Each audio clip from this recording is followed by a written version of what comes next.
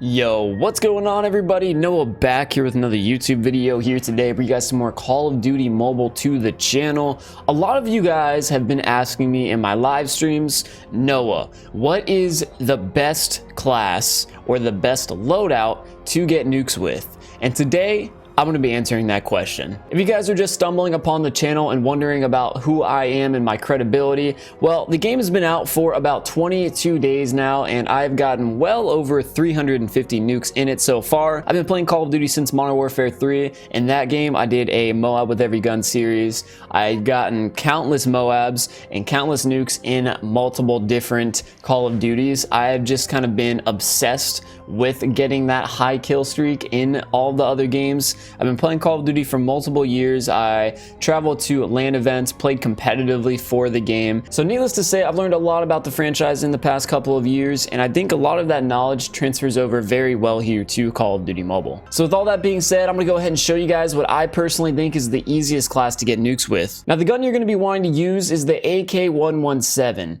This is got one of the fastest time to kills in the game, but more importantly, it's one of the easier to control weapons in the game. It's got such low recoil, and for that reason, it's my #1 pick in pub stomping. Now, unfortunately for newer players, the AK-117 is not unlocked until level 60, but there are a couple ways around it where you can get the gun early. One way you can unlock the gun early is by going to the multiplayer ranked and getting to the Pro 1 division. Once you do that, you will receive the Star Camo 117 and have the gun permanently unlocked. Another way you can actually unlock the gun is to go to the store and the credits section, and as of right now, the AK-117 balloons is available in that shop for just 3,000 credits. If you guys don't have enough credits to unlock the gun, you can easily click on the add button in the top left corner of the main menu and watch a video for a supply crate. You can do 5 of these a day, and they're extremely fast ads, so if you ever have a little bit of downtime in between matches when you're waiting on a friend or something, just back out to the menu and watch an ad. And I actually have 6 ad crates right now, so we'll go ahead and open all of those and just show you guys it's an easy way to get credits.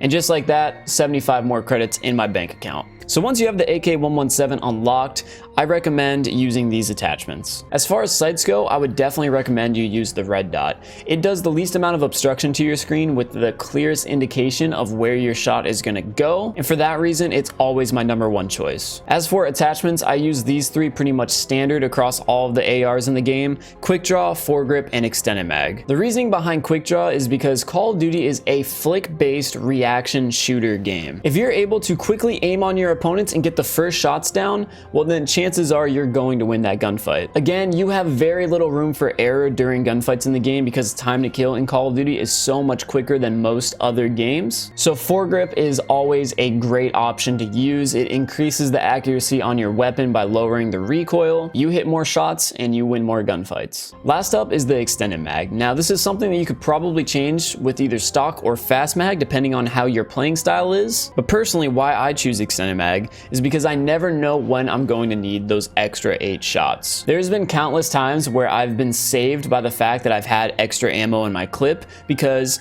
I'm going against multiple opponents at once and I'm spraying through all of my ammo and I have just enough shots to kill everybody. As far as secondaries go, I would strongly recommend that you use the J358 pistol. Within range, this gun is an extremely consistent 2-shot kill and super reliable. For attachments, I'd recommend extended mag, laser, and FMJ. Again, extended mag because if you're swapping to your pistol, you're more than likely in a sticky situation where you need as much ammo as you can possibly have. Laser sight and FMJ speak for themselves when you see your other 2 attachment choices. FMJ increases your penetration damage, and laser sight makes your hip fire more accurate. As for operator skills, I'd recommend the sight. It's the easiest to use for pub stomping. There's been so many times where I just full send into the enemy spawn point knowing I have basically unlimited ammo. A lot of people may also recommend the War Machine, but the reason why I don't is because 1, you can kill yourself with it, and 2, it's not an immediate kill. When you shoot an enemy, the time it takes for that grenade to launch over to their body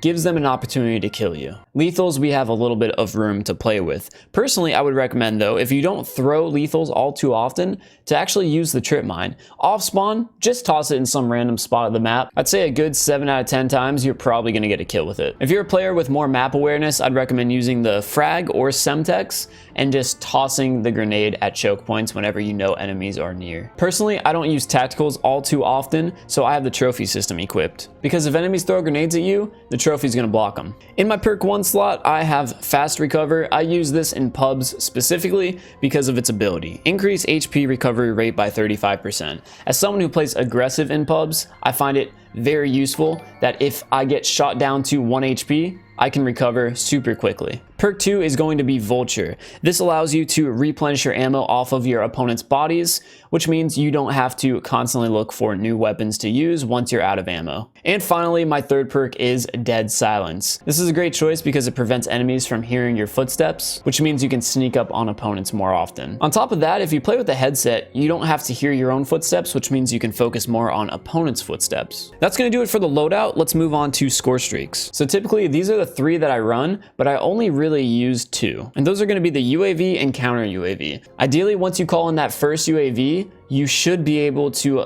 get enough kills to get back to another UAV before it runs out. By doing so, you're gonna have a permanent radar. Again, same goes for the counter UAV. Once you get that first counter UAV, if you continue to slay out at a consistent pace, you're gonna constantly have a counter UAV blocking the enemy's radar. And that's the reason why we don't use Ghost or Suppressor on this class, because the enemies shouldn't have a radar to be able to find you on. That's gonna do it here for the complete setup though. We're gonna go ahead and hop into matches now and show you guys how to put it into use. All right, we're hopping into this domination matchup right now on takeoff. If you guys are going to be attempting to get nukes, I highly recommend that you play either domination or hardpoint once the match is released, just because they're the 2 game modes that actually have a score limit over a kill limit. So no matter how many kills you get, the match length is not going to be affected. Anyway, we're starting off this match with a good 4 kills. I got a couple more players in front of me. Unfortunately, I was spotted there. I'm going to use teammates as cover. Nice little 3-piece. And I have my UAV and counter UAV, so I'm going to go ahead and call in both of those items. I can see from the radar that there's 3 players all above me right now. And the beautiful thing about the UAV is that it's actually constant in this game. In other Call of Duties, a UAV would only ping the enemy's positions, but this literally always will tell you where they're at non-stop. It's basically like a VSAT that doesn't show off their direction. Now I see we got 2 enemies right over here. Go ahead and take them both out with the drop shot, and then after that kill, we have another UAV already looped up. Got a couple players here in front of me. Take out that player. Teammate cleaned up that fight. We have an enemy on B. We'll be seeing you, bud. And with that, we do have our scythe unlocked. And I just show you guys the power and range of the scythe right now. Just shredding through the enemies. They have absolutely no chance to fight back. Even at range, it's incredibly strong. Now my UAV disappeared a second before I fought that guy, but luckily because I had Dead Silence, I was able to hear his footsteps even though I was full sprinting. And just like that, man, 20-0, we have our nuke in the first round. This guy has no idea where I'm at because of the counter UAV. We just pushed up further on him and took him out. Enemies are still spawning over at A, but it's not going to matter because the half is over. Now I actually went ahead and hung on to both my UAV and counter UAV so I can call them in here at the start of this half. And now we're going to know exactly where all of the enemies are going to be breaking to. So I'm going to go ahead and cook up this nade real quick and then just drop it right there. Maybe get a kill. No, that guy didn't push up forward for some reason. Right there, extended mags showing why they're useful. I was able to pick up a 3-piece instead of getting a double kill and then having to reload. Again, just staring at my radar, the UAV doing pretty much all the work for me. I can see I have an enemy about to flank me, but I should have time to clean up this guy, especially with my teammates here to protect me. Go ahead and totally not steal that kill. Earn it. Couple of opponents here as well. Still popping in, taking those final shots on the enemies to clean them up. I should have another one walking on the flag. Nice. There's a guy who is behind me, but more importantly, this guy right here. Go ahead and turn the corner with the jump shot.